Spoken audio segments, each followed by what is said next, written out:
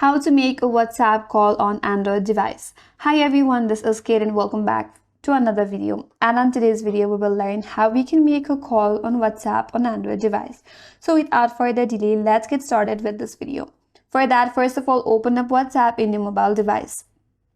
After that, you have to open up a chat with the person that you want to call. So once you have that person on your chat page, now in order to voice call the contact or this person, tap on the call icon at the top right corner. After that, the call will begin over the internet, that may be your Wi-Fi or mobile data. If you want to make a video call, you have to follow the same steps. Then tap on the video call icon at the top right corner in order to make a video call. So once you make a video call, you have to make sure that the person also have the WhatsApp installed in their device, and they must be logged into WhatsApp.